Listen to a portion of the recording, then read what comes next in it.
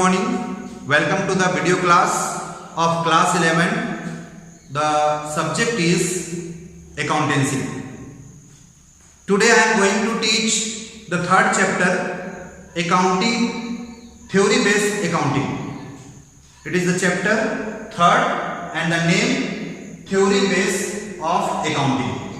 यानी आज हम लोग यहाँ पर क्लास 11 का अकाउंटेंसी सब्जेक्ट में थर्ड चैप्टर जिसका नाम है थ्योरी बेस ऑफ अकाउंटिंग पढ़ने जा रहे हैं। इस चैप्टर में हम लोग मेनली क्या क्या पढ़ेंगे, सबसे पहले ये बात कर लेते हैं हम लोग।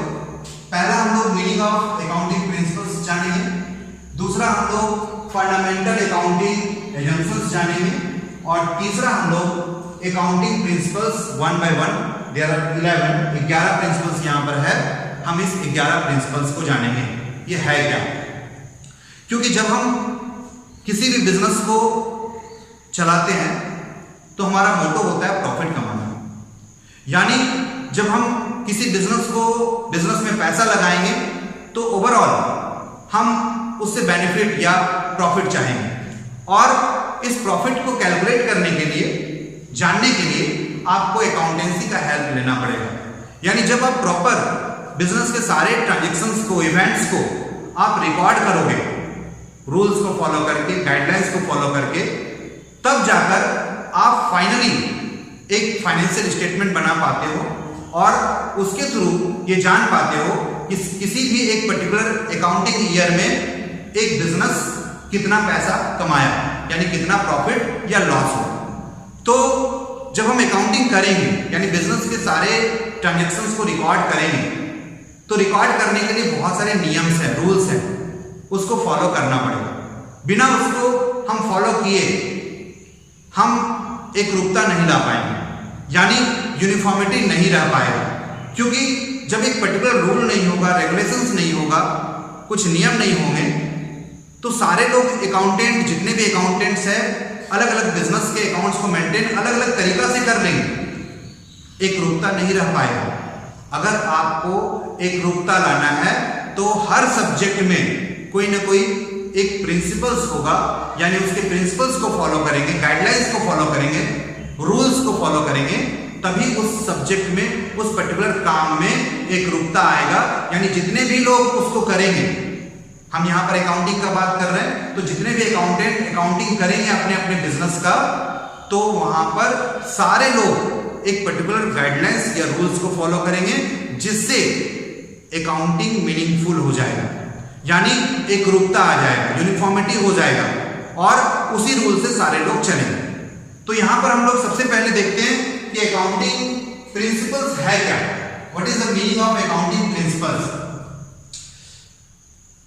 Here it is given, accounting principles refers to the rules or guidelines adopted for recording and reporting of business transactions in order to bring uniformity in the preparation and the presentation of financial statements। क्या कहता है, अगर हम accounting principles किसको कहते हैं, यानी accounting principles कहता है कि जो भी रूल्स है और गाइडलाइंस है, अगर उसको हम लोग अडॉप्ट करते हैं और बिजनेस के सारे ट्रांजैक्शंस को रिकॉर्ड करते हैं तो क्या होगा, एक रूपता आएगा, यूनिफॉर्मिटी आएगा। यानी जब हम बिजनेस के ट्रांजैक्शंस को रिकॉर्ड करते हैं और रिपोर्टिंग, यानी उस रिकॉर्डेड डाटा के आधार पर हम एक रिपोर्ट तैयार कर पाते हैं और बिजनेस ट्रांजैक्शंस को रिकॉर्ड करते समय जितने भी रूल्स को फॉलो करेंगे, गाइडलाइंस को फॉलो करेंगे, ताकि हमारा यूनिफॉर्मिटी आ सके, यानी सारे अकाउंटेंट एक जैसा नियम को फॉलो करेंगे, तभी अकाउंटिंग का कुछ मीनिंग होगा, अदरवाइज वो मीनिंगलेस हो जाएगा, क्योंकि सारे लोग अलग अलग तरीका से फॉलो करने लगेंगे। इसके बाद कहता है आप आखिर ये कर क्यों रहे हैं, अकाउंट्स मेंटेन क्यों कर रहे हैं, क्यों बिजनेस के ट्रांजैक्शंस को रिकॉर्ड कर रहे हैं, ताकि उसके आधार पर हम फाइनेंशियल स्टेटमेंट बना पाए। फाइनेंशियल स्टेटमेंट के थ्रू प्रॉफिट या लॉस को जाना जा सकता है। तो यहां पर पता चल गया कि अकाउंटिंग प्रिंसिपल्स है क्या। अकाउंटिंग प्रिंसिपल्स क्या है भाई, ये फंडामेंटल ट्रूथ है रूल्स है, गाइडलाइंस है, set of rules and guidelines है जिसको फॉलो करके बिजनेस के सारे ट्रांजैक्शंस को रिकॉर्ड कर सकते हैं, रिपोर्ट तैयार कर सकते हैं और उसके आधार पर फिर हम लोग फाइनल अकाउंट यानी फाइनेंशियल स्टेटमेंट्स बना सकते हैं जो एक रूपता प्रदान करेंगे, यानी यूनिफॉर्मिटी होगा, यानी जितने भी अकाउंटेंट डिफरेंट बिजनेस के अकाउंट्स को मेंटेन करेंगे वो एक जैसा होगा और जिसको सारे लोग एक जैसा मेंटेन करके मीनिंगफुल बना देंगे, यानी वो मीनिंगफुल होगा, यानी सब लोग एक पर्टिकुलर चीजों को रिकॉर्डेड डाटा को देखकर एक पर्टिकुलर वे में उस बात को समझ पाएंगे। दूसरा बात हम लोग ये जानते हैं कि अकाउंटिंग प्रिंसिपल्स के अंदर होगा क्या। तो पहला पॉइंट है अकाउंटिंग कॉन्सेप्ट्स होगा और अकाउंटिंग कन्वेंशंस होगा, यानी जो अकाउंटिंग प्रिंसिपल्स बना है, जो भी अकाउंटिंग प्रिंसिपल्स है वो है क्या। एक फर्स्ट थिंग कंसेप्ट है कि अकाउंटिंग प्रिंसिपल्स जब हम करते हैं तो कॉज एंड इफेक्ट रिलेशंस होगा कि भाई हम ऐसा कर रहे हैं तो इसका मेनली क्यों, क्या पर्पस है, क्यों हम ऐसा कर रहे हैं। अकाउंटिंग प्रिंसिपल्स को अगर हम फॉलो करते हैं यानी उसके रूल्स को फॉलो करते हैं, रूल्स एंड गाइडलाइंस के सेट को फॉलो करते हैं, तो जब भी हम अकाउंटिंग करेंगे तो हर जगह वहां पर प्रूफ होगा कि भाई हम कोई भी चीज को क्यों लिखे, ये हम पर्टिकुलर नियम को क्यों फॉलो किए।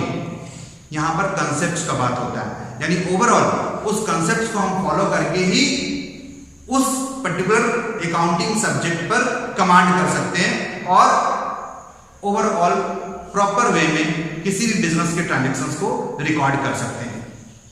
दूसरा बात है अकाउंटिंग कन्वेंशंस।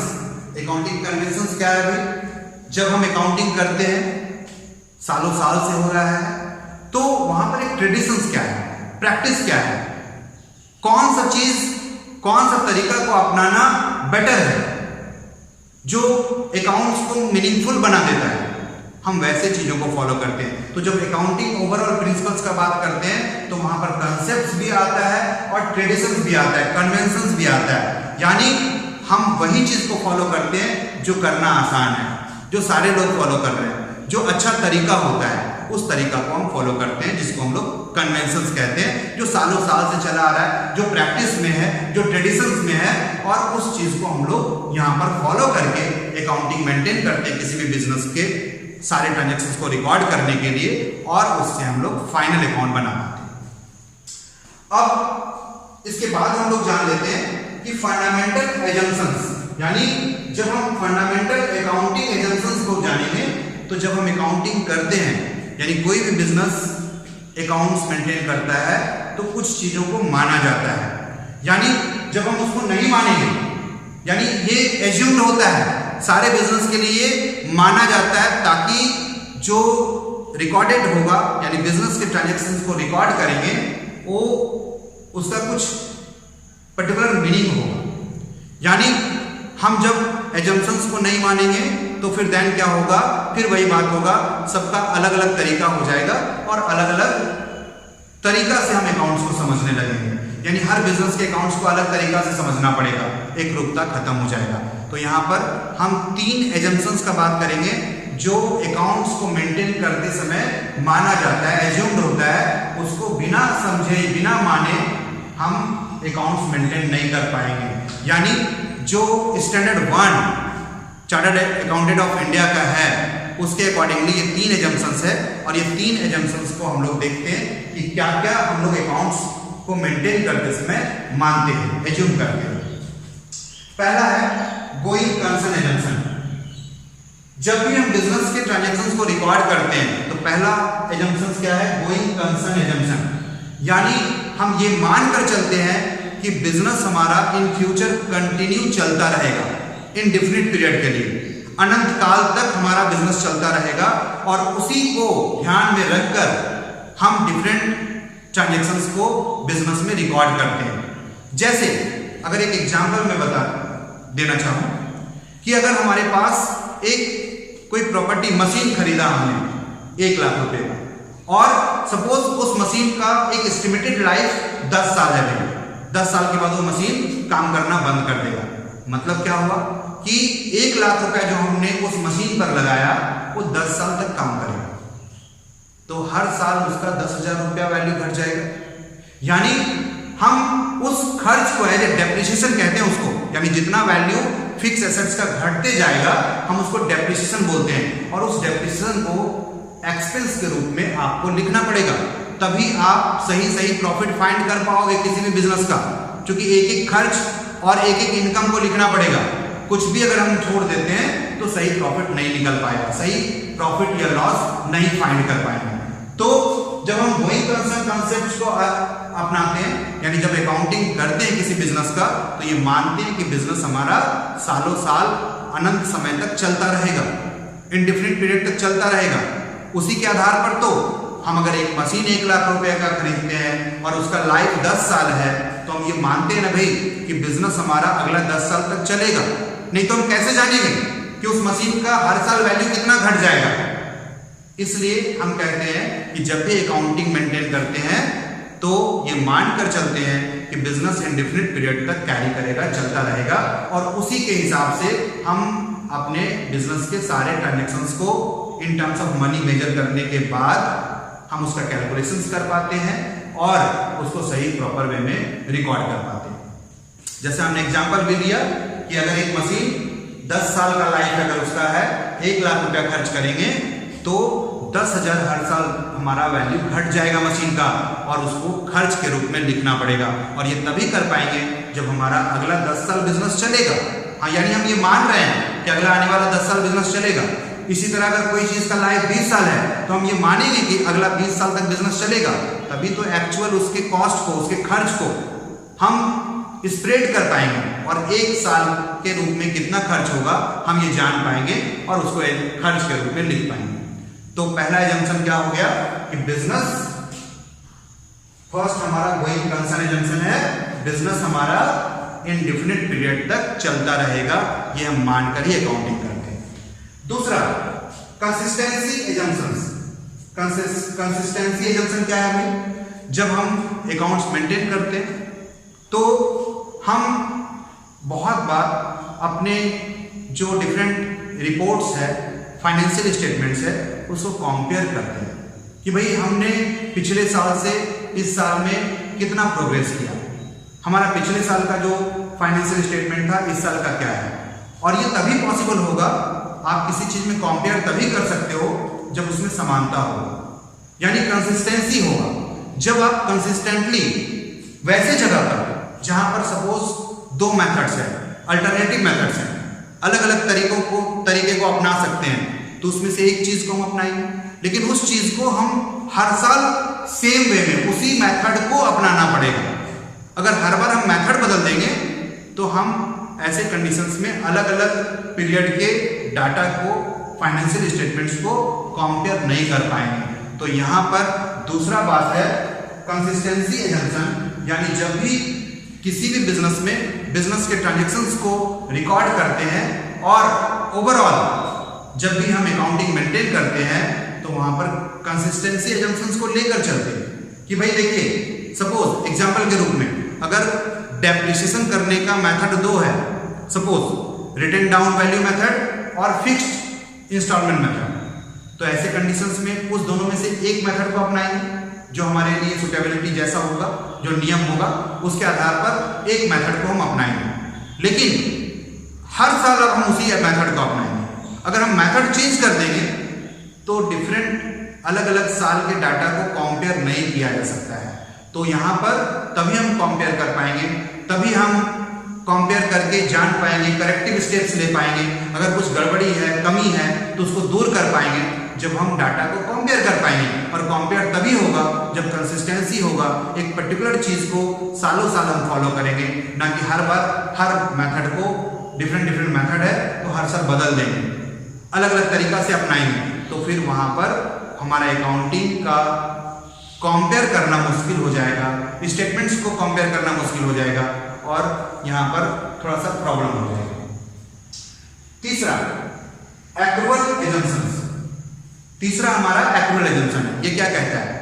यानी जब भी आप अकाउंटिंग मेंटेन करते हो तो आपका जो खर्च है या इनकम है, रेवेन्यू है, एक्सपेंस और रेवेन्यू जब ड्यू होगा उसी पीरियड के लिए वो खर्च या रेवेन्यू माना जाएगा। भले उसको आप पेमेंट या रिसीव बाद में करते हो। क्या आपने बताया कि अगर कोई खर्च है या रेवेन्यू है तो जिस पीरियड में वो खर्च हुआ या जिस पीरियड में हमने कोई इनकम कमाया, भले उसका पैसा हमको बाद में देना पड़ रहा है या मिल रहा है, वो खर्च या रेवेन्यू हमारा उसी पीरियड का होगा जिस पीरियड में वो ड्यू हुआ है। एग्जाम्पल के तौर पर अगर हम लोग समझ लें कि अगर ये 2020 है, सपोज 1 जनवरी से दिसंबर तक अकाउंट्स मेंटेन कर रहे हैं 2020 का, और हमने दिसंबर मंथ में सामान को बेचा, किसी को भी हमने उधार में बेच लिया, 1 लाख रुपए का उसका सामान बेच दिया हमने 2020 में। अब इसका पैसा हमको 2021 जनवरी या फरवरी में मिलेगा, तो क्या ये सेल 2020 का होगा या 21 का होगा? ये 20 का होगा।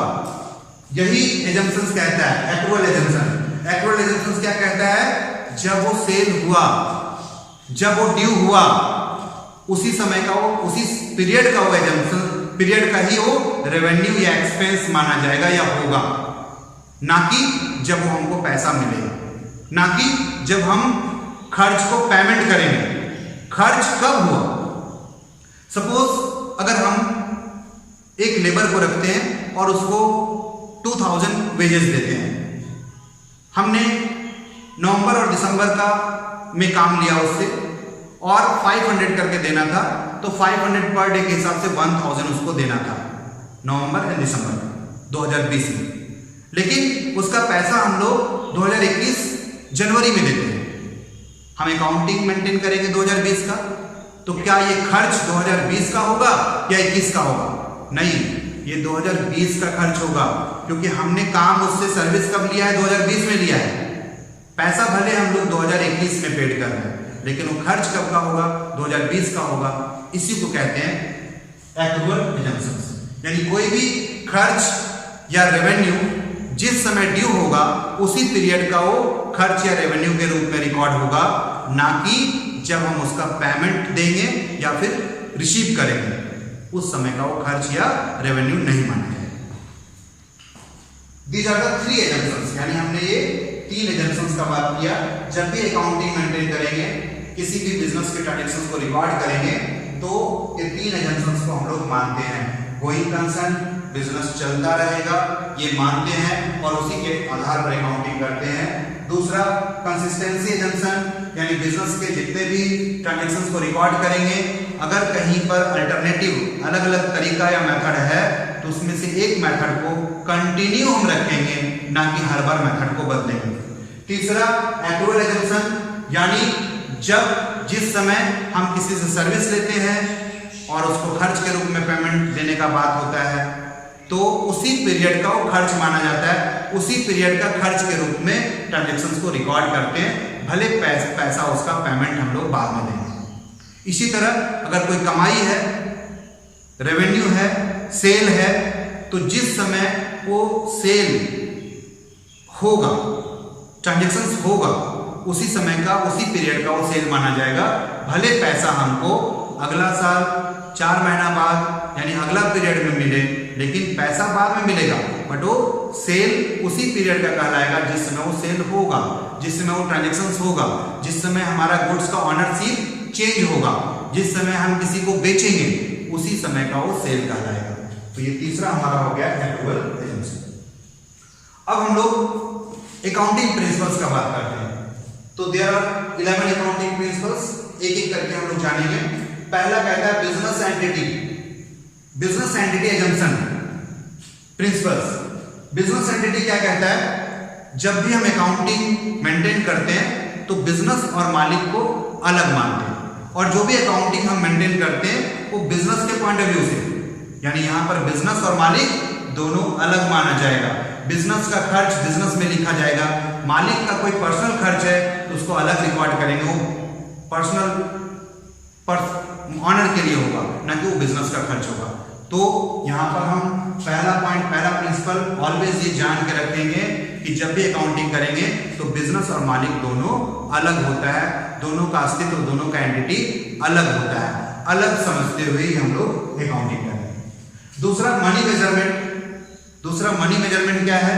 हम बिजनेस के वैसे ही ट्रांजेक्शन्स को रिकॉर्ड कर सकते हैं जिसको मॉनेटरी टर्म्स में, इन टर्म्स ऑफ मनी, पैसे में आंक सकते हैं, उस ट्रांजेक्शन्स को मनी में मेजर कर सकते हैं, तभी हम उस ट्रांजेक्शन्स को रिकॉर्ड करेंगे, अदरवाइज नहीं कर सकते।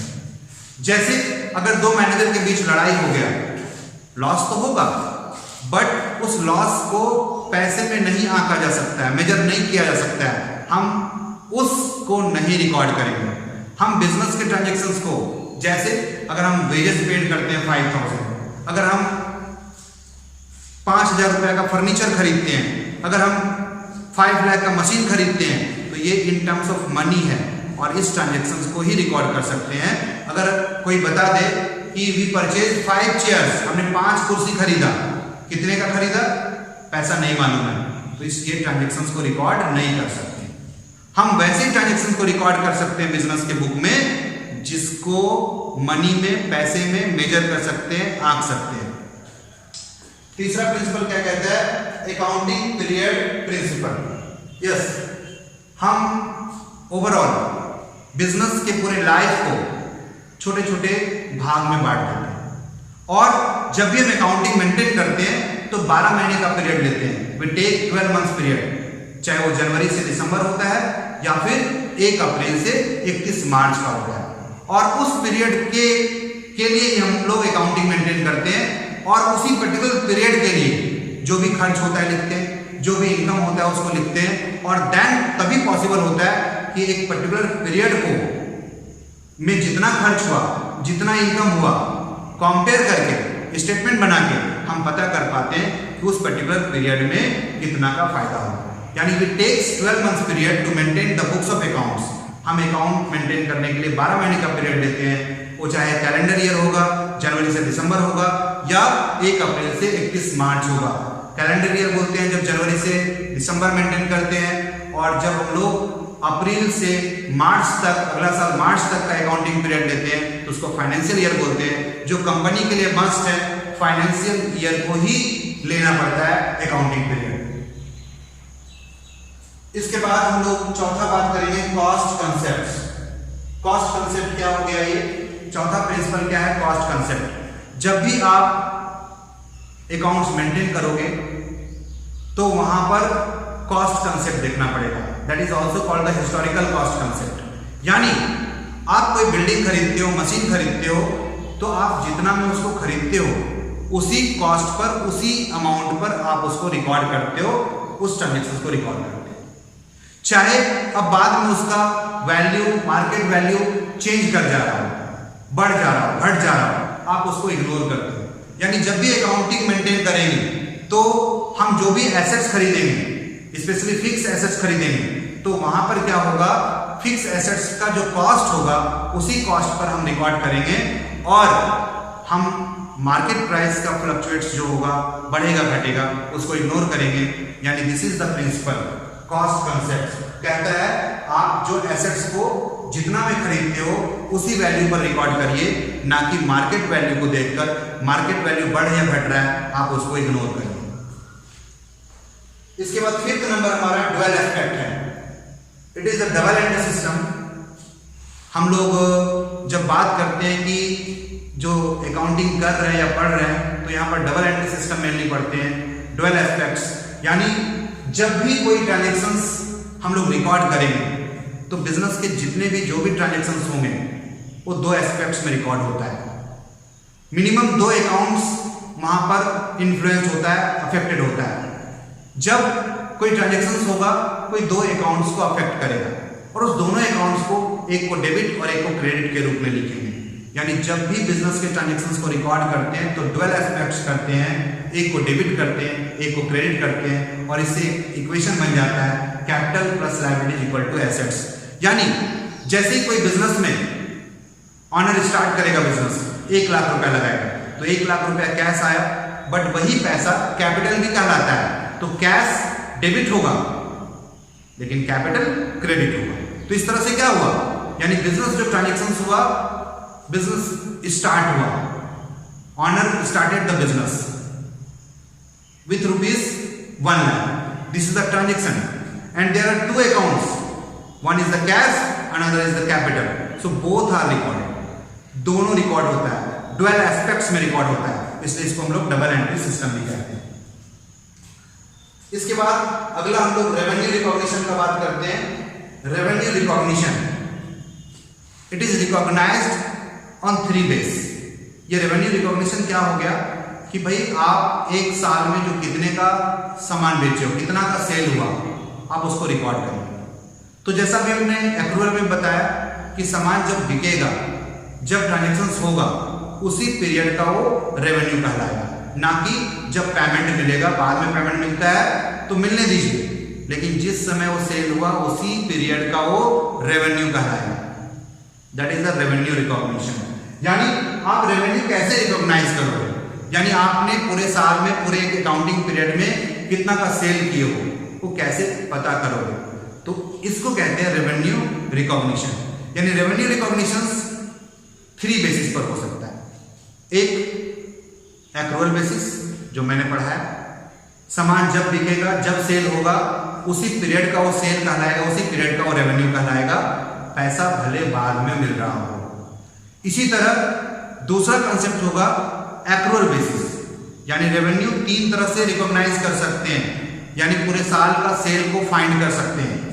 एक कैश बेसिस, दूसरा एक्रूअल बेसिस और तीसरा प्रोडक्शन बेसिस। जब हम कैश बेसिस का बात करेंगे तो कुछ बिजनेस कैश बेसिस को भी अपनाते हैं। तो वहां पर क्या होगा, जब सामान बिकेगा, ट्रांजेक्शन्स होगा, उसको सेल नहीं मानेंगे, जब पैसा मिलेगा तब उसको सेल मानेंगे, उसको हम लोग कहते हैं कैश बेसिस। सामान हम 2020 में बेचते हैं, पैसा अगर उसका 21 में आता है तो 21 में पैसा आएगा तो 21 का वो सेल कहलाएगा, यानी 21 का वो रेवेन्यू कहलाएगा, ना कि 20 का, जब कैश बेसिस को मानेंगे। और जब हम एक्रूअल बेसिस को मानते हैं, जो ओवरऑल जनरली एक्रूअल बेसिस पर ही अकाउंटिंग चलता है, किसी किसी स्पेशल केसेस में, जैसे हायर परचेज सिस्टम में अगर सामान बेच रहे हैं, इंस्टॉलमेंट में सामान बेच रहे हैं, तो वैसे बिजनेस कैश बेसिस को अपनाता है, यानी जब जितना पैसा उसको मिलता है उसी समय का, उसी पीरियड का वो सेल मानता है। और तीसरा होता है प्रोडक्शन बेसिस, यानी revenue can be recognized on cash basis, accrual basis and the production basis. हमने 2 बताया, कैश बेसिस जब सामान बिकेगा और पैसा जब मिलेगा उसी समय वो सेल माना जाएगा, सेल के रूप में रिकॉर्ड होगा, कैश बेसिस कहता है। एक्रूअल बेसिस कहता है सामान जब बिकेगा, सेल होगा, उसी समय का वो रेवेन्यू होगा, उसी साल का, उसी पीरियड का वो रेवेन्यू कहलाएगा, पैसा भले बाद में मिल रहा हो। प्रोडक्शन बेसिस क्या है, ऐसे मेनली कॉन्ट्रैक्टर के लिए होता है, जो बिजनेस एज ए कॉन्ट्रैक्टर काम कर रहा है। जैसे इंफ्रास्ट्रक्चर कंपनीज है, जो रोड बनाती है, ब्रिज बनाती है, बिल्डिंग बनाती है, वहां पर जितना काम कंप्लीट होता है उसके आधार पर ही रेवेन्यू रिकॉग्नाइज होता है। जैसे अगर एक कॉन्ट्रैक्टर 10 किलोमीटर रोड को ठेका पर लिया और 10 लाख रुपए में लिया, तो इसका मतलब 10 किलोमीटर 10 लाख में। अगर पहला साल 2020 में 3 किलोमीटर रोड बनाया तो 3 लाख रुपया सेल माना जाएगा, रेवेन्यू रिकॉग्नाइज होगा, यानी रेवेन्यू। और अगला साल मान लेते हैं 2021 में 2 किलोमीटर ही बना पाता है कोई कारण से, तो 2 लाख ही सेल होगा। उसके अगला साल में अगर 8 किलोमीटर रोड बनाते हैं तो 8 लाख रुपया सेल होगा। तो जैसे जैसे काम कंप्लीट होगा, जितना पोर्शन काम का कंप्लीट होगा, उसी आधार पर प्रोपोर्शनेटली हम लोग फाइंड करेंगे कि कितना सेल हुआ। जैसे अगर एक रोड 10 किलोमीटर है, 10 लाख का ठेका है, इसका मतलब 10 लाख का टोटल सेल होगा। लेकिन अगर 2020 में 3 किलोमीटर रोड बना तो 3 लाख सेल 2020 का कहलाएगा, रेवेन्यू 20 का कहलाएगा। 2021 में अगर 2 किलोमीटर रोड तैयार हुआ तो 2021 का 2 लाख रेवेन्यू होगा। लेकिन अगर 2022 में 8 किलोमीटर रोड तैयार होता है तो 2022 का 8 लाख रुपया सेल यानी रेवेन्यू माना जाएगा। इसके बाद मैचिंग प्रिंसिपल्स का बात करते हैं। ये मैचिंग प्रिंसिपल्स क्या है, जब हम बिजनेस चलाएंगे तो गुड्स और सर्विस कुछ ना कुछ हम सेल करेंगे, और जब सेल करेंगे तो गुड्स और सर्विस को बेचने में आपको कॉस्ट भी लगाना पड़ेगा, खर्च भी होगा। तो यहां पर जिस सेल को यानी जिस गुड्स को सेल करेंगे, रेवेन्यू कमाएंगे, उस रेवेन्यू में से ही उसमें होने वाले खर्च को माइनस करेंगे, प्रॉफिट फाइंड करेंगे। अगर हम किसी दूसरे पीरियड के खर्च को किसी दूसरे पीरियड के रेवेन्यू से मैच करके प्रॉफिट निकालेंगे तो गलत हो जाएगा। यानी जिस रेवेन्यू को आपने जो सेल किया है और उस सेल को करने में आपको क्या क्या कॉस्ट या खर्च आया है, उस रेवेन्यू में से उसी खर्च को माइनस करना है, तभी आप सही प्रॉफिट फाइंड कर सकते। हम इसको दो तरह से समझ सकते हैं कि सपोज 2020 में हमने 20 लाख का सेल किया और उस सेल को करने में हमारा टोटल कॉस्ट एंड खर्च 18 लाख आया, तो हमने 20 में से 18 को माइनस करके 2 लाख प्रॉफिट का बात करेंगे। ठीक इसी तरह अगर हमारे पास कोई दो बिजनेस है, एक कपड़े का है, कॉस्मेटिक का सपोज, तो कपड़े का सेल जितना होगा एक पर्टिकुलर अकाउंटिंग पीरियड में, एक साल में, मान लेते हैं कि 20 लाख होगा, और उस कपड़े को 20 लाख रुपया सेल करने के लिए आपको लगाना कितना पड़ा, कॉस्ट एंड एक्सपेंस 18 लाख, तो 2 लाख आपका कमाई कपड़े से हो। अब इसी तरह कॉस्मेटिक में आ जाते हैं कि आपका कॉस्मेटिक में पूरा साल का सेल 10 लाख हुआ और इसमें आपका total cost and expense 7 lakh आया, तो आपने कॉस्मेटिक से कितना कमाया, 3 लाख। लेकिन अगर आप कॉस्मेटिक के खर्च को कपड़े में डाल दोगे, कपड़े का खर्च को कॉस्मेटिक में डाल के मैच करोगे और रेवेन्यू और माइनस कॉस्ट करोगे, एक्सपेंस करोगे और देन प्रॉफिट फाइंड करोगे, तो गलत हो जाएगा। यानी कपड़े का रेवेन्यू और कपड़े का खर्च को मैच करिए, कॉस्मेटिक के रेवेन्यू और कॉस्मेटिक के एक्सपेंस को मैच करिए, दोनों का अलग अलग तभी प्रॉफिट सही आएगा। इसी तरह अगर हम एक पर्टिकुलर पीरियड का बात करते हैं, 2020 का सेल है, तो 20 का खर्च जो होगा उसको अगर हम माइनस करेंगे तभी सही प्रॉफिट आएगा। अब हम 2019 का या 21 का अगर खर्च को मैच कर देंगे 2020 के रेवेन्यू से या सेल से, तो गलत प्रॉफिट आ जाएगा। मैचिंग कंसेप्ट कहता है कि ऑलवेज जो रेवेन्यू होगा तो उस रेवेन्यू को जनरेट करने में जो खर्च हुआ है उसी खर्च से उसको मैच करके आप प्रॉफिट फाइंड करिए।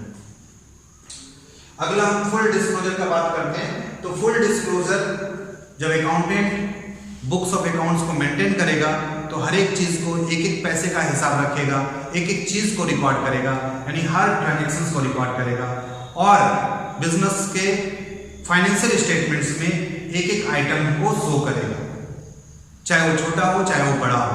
यानी हर ट्रांजैक्शंस, हर बिजनेस ट्रांजैक्शंस को रिकॉर्ड करेंगे, हर वो आइटम, हर वो एसेट्स एंड लायबिलिटीज को बिजनेस के फाइनेंशियल स्टेटमेंट में, फाइनल अकाउंट में शो करेंगे। इसके बाद अगला हम लोग बात करेंगे प्रूडेंस। प्रूडेंस कहता है फ्यूचर के प्रॉफिट को आप इग्नोर करिए बट फ्यूचर के लॉस को कंसीडर करिए। जैसे अगर हम स्टॉक का वैल्यूएशन कर रहे हैं कि हमारे बिजनेस में साल के अंत में 10,000 का स्टॉक बच गया, अब 10,000 कॉस्ट है तो 10,000 ही रिकॉर्ड करेंगे। लेकिन अगर आपके पास हम ऑप्शन दे दें कि 10,000 कॉस्ट था बट 12,000 रुपया उसका मार्केट प्राइस है, आप किसको रिकॉर्ड करोगे? 10,000 रिकॉर्ड करोगे क्योंकि 12,000 में बिकेगा, फ्यूचर में बिकेगा, फ्यूचर प्रॉफिट है, उसको इग्नोर करिए, आप 10 रिकॉर्ड करिए, व्हिचएवर इज लेस। अब अगर बोलेंगे कि 10,000 कॉस्ट का आपका स्टॉक है बचा हुआ, लेकिन उसका कीमत मार्केट में 9,000 हो गया, तो बाद में 9,000 में बिकेगा, तो बाद में 1,000 लॉस होगा, तो आप वहां पर लॉस को कंसीडर कर लीजिए, यानी 9,000 पर ही उसको रिकॉर्ड करिए। तो यहाँ पर प्रूडेंस क्या कहता है, इसको हम लोग कंजर्वेटिज्म भी कहते हैं। कंजर्वेटिज्म या प्रूडेंस कहता है फ्यूचर के प्रॉफिट को आप इग्नोर करिए बट फ्यूचर के लॉस को आप कंसीडर करिए। मैटेरियलिटी प्रिंसिपल्स, अगला हमारा 10th है मैटेरियलिटी प्रिंसिपल्स। मैटेरियलिटी प्रिंसिपल्स क्या कहता है कि छोटे छोटे आइटम्स को, छोटे छोटे एक्सपेंस को इग्नोर करिए, जो इंपॉर्टेंट नहीं है उसको आप इग्नोर करिए। यानी मैटेरियलिटी कहता है मेजर्स आइटम्स को, जो इंपॉर्टेंट है, जो आपके फाइनल अकाउंट को, फाइनेंशियल स्टेटमेंट्स को प्रभावित कर सकता है, वैसे ही ट्रांजैक्शंस को आप दिखाइए, वैसे ही ट्रांजैक्शंस को रिकॉर्ड करिए, वैसे ही आइटम्स को आप फाइनेंशियल स्टेटमेंट्स में दिखाइए जो इंपॉर्टेंट है। छोटे चीजों को इग्नोर करिए। जैसे अगर हमारे पास कुछ पेंसिल्स बचा हुआ है, पेन बचा हुआ है, कैलकुलेटर बचा हुआ है जिसका बहुत कीमत कम है, 100-250 रुपया है, 50-100-200 है, तो ऐसे चीज़ों को आप इग्नोर करिए, बिकेगा भी नहीं। ये इमटेरियल है, यानी जो मटेरियल थिंग्स है, जिसका इंपॉर्टेंस है, जो हमारे फाइनेंशियल स्टेटमेंट्स को प्रभावित कर सकता है, वैसी चीज़ों को रिकॉर्ड करिए। हाँ, बहुत बार ये डिपेंड करता है बिजनेस के साइज और नेचर पर कि कौन सा चीज़ इंपॉर्टेंस रखता है, कौन सा चीज़ नहीं रखता है, कौन सा छोटा चीज़ है जिसको इग्नोर करना चाहिए, कौन सा नहीं करना चाहिए। जैसे एक बड़े बिजनेस के लिए ऐसे छोटा छोटा चीज़ जो कुछ टूल्स है, कैलकुलेटर्स है, बहुत इंपॉर्टेंट नहीं होता है, ऐसी चीज़ों को नहीं दिखाएगा। उसको बैलेंस शीट में फाइनल अकाउंट बनाते समय फाइनेंशियल स्टेटमेंट्स में रिफ्लेक्ट करना जरूरी नहीं है। बहुत ज़्यादा वो हमारे स्टेटमेंट को प्रभावित नहीं करेगा, इग्नोर कर दें।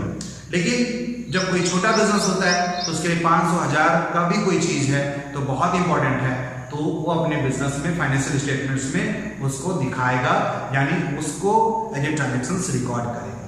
तो कहता है जो छोटा चीज़ है उसको इग्नोर करिए, जो इंपॉर्टेंट है, जो मेजर है, वैसे चीज़ों को ही रिकॉर्ड करिए और वैसे चीज़ों को ही फाइनेंशियल स्टेटमेंट में शो करिए। अगला कहता है वेरिफिएबल ऑब्जेक्टिव कंसेप्ट, यानी अकाउंटेंट जितना भी ट्रांजेक्शंस रिकॉर्ड करता है, हर वो चीज़ का, हर ट्रांजेक्शंस का एविडेंस होना चाहिए, डॉक्यूमेंट्री एविडेंस होना चाहिए, सपोर्टिव डॉक्यूमेंट्स होना चाहिए, प्रूफ होना चाहिए, तभी आप उस ट्रांजेक्शंस को रिकॉर्ड करिए।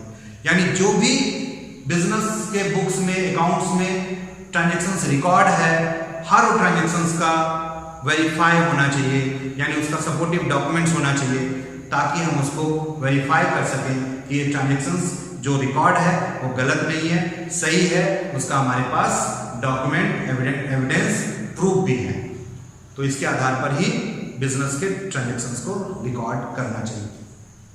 अब हम लोग ये चैप्टर जो है थ्योरी बेस्ड अकाउंटिंग, सारा चीज हमने डिस्कस किया है। प्रिंसिपल्स का, अकाउंटिंग प्रिंसिपल्स होता क्या है, फंडामेंटल अकाउंटिंग एजम्पशंस क्या है और कौन कौन से प्रिंसिपल्स हैं। ये चैप्टर बहुत ही इंपॉर्टेंट है। वैसे तो ये 3 चैप्टर्स जो हमारा फर्स्ट, सेकेंड, थर्ड है, ये तीनों थ्योरी है। पहला चैप्टर्स में जो हमने सारा मीनिंग्स, इंट्रोडक्शन, सारा कुछ पढ़ा। दूसरा में हमने टर्म्स वगैरह पढ़ा, जो अकाउंटिंग टर्म्स है, जैसे डेटर क्या है, क्रेडिटर क्या है, कैपिटल किसको कहते हैं, ड्राइंग्स किसको कहते हैं, या आपने पढ़ चुके हो आप सभी। और इसके बाद ये तीसरा चैप्टर है जो रूल्स है, कॉन्सेप्ट्स है, एजम्पशंस है, कन्वेंशंस है, या फिर हम कह सकते हैं अकाउंटिंग प्रिंसिपल्स है। इस चैप्टर का इंपॉर्टेंस बहुत ही ज़्यादा है। आगे जब आप डिफरेंट चैप्टर्स को पढ़ोगे तो हर चैप्टर में कहीं ना कहीं अप्लाई होगा, और जब हम ये बात को नहीं समझ पाएंगे तो वहाँ पर समझ ही नहीं आएगा कि भाई ये चीज़ हम ऐसा क्यों कर रहे हैं, हम इसको इतना या इस वे में क्यों रिकॉर्ड कर रहे हैं, हम इस चैप्टर में ऐसा ट्रीटमेंट क्यों कर रहे हैं। सारा चीज़ अगर अच्छा से समझना है, बाकी के सारे चैप्टर्स को अच्छा से समझना है, तो आपको अकाउंटिंग प्रिंसिपल्स को बहुत अच्छा से समझना पड़ेगा, पढ़ना पड़ेगा, तभी जाकर आप बाकी अदर चैप्टर्स को भी अच्छा से समझ सकते हो। आज के लिए बस इतना ही।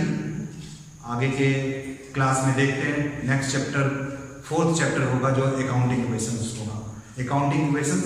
देन उसके बाद हम लोग पढ़ेंगे journal entries. Okay, thank you.